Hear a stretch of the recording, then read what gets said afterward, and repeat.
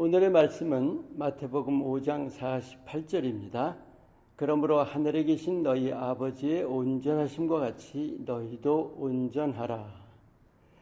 하나님께서 이스라엘 백성을 택하시고 모세를 통해 주신 첫 말씀이 있습니다. 나는 너희 하나님이 되고 너희는 내 백성이 되리라. 그리고 주신 말씀, 내가 거룩하니 너희도 거룩하라.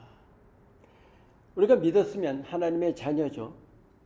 우리도 사실 이스라엘 백성처럼 같은 명령을 받은 거예요. 베드로전서에 그 말씀 나오죠. 오늘 본문의 말씀과 같은 겁니다. 하늘에 계신 너희 아버지 온전하심 같이 너희도 온전하라. 글자 그대로 본다면 절대 불가능한 일을 명하시는 것 같지 않아요? 우리가 어떻게 하나님같이 온전할 수가 있어요?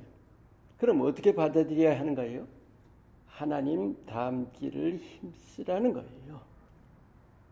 모든 인생은 하나님의 형상으로 지으심을 받았습니다. 그래서 그 완전하기를 원하는 그 바탕이 있다는 거예요. 그런 본성을 가지고 있는 거예요. 그래서 우리가 뭔가 좀 버젓하기를 힘쓰는 거예요. 애쓰는 거예요. 그런데 현실은 어때요? 근처에도 못 가고 있는 현실 아니에요?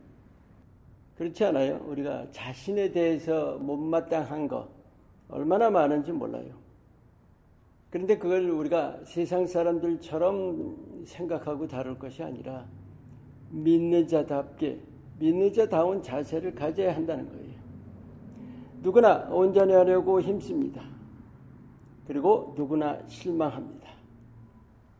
내 힘으로 하려다가 지치고 만다는 거예요. 온전해 보려는 내 스스로의 욕구로는 되지 않을 일이다. 즉 하나님과는 무관하게 내가 추구하는 내 완전함, 뭔가 실수 없고 버젓하고 남에게 자랑할 만한 그 완전함은 육신의 욕구일 뿐이에요.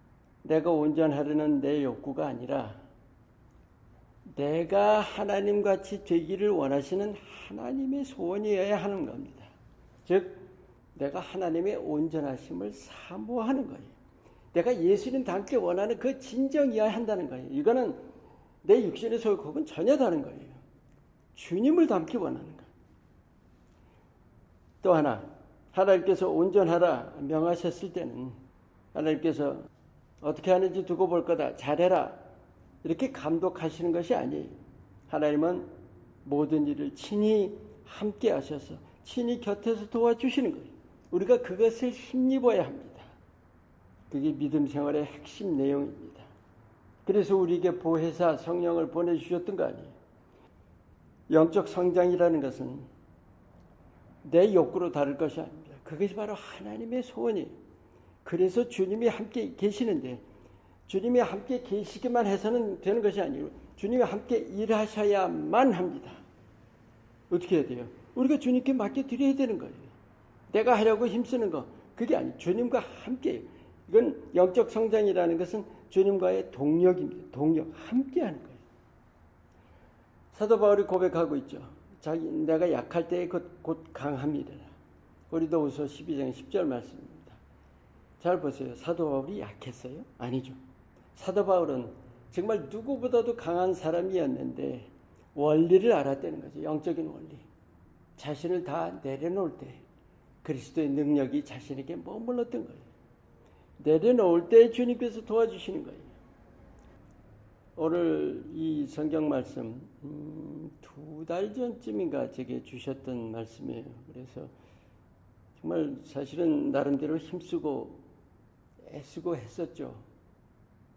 그러면서 정말로 여러 번 실망했습니다. 스스로에 대해서. 그러다가 깨우치게 된 거죠. 주님이 도와주시지 않으면 안 되고 또 주님이 도와주시면 그게 된다는 거예요. 그게 얼마나 귀한 일인지 몰라요. 우리가 하나님께 주도권을 내드려야만 합니다. 내가 앞장서는 것이 아니라 하나님과의 동력에서 주님이 앞장서셔야 되는 거죠. 그럴 때 하나님이 하십니다. 아멘.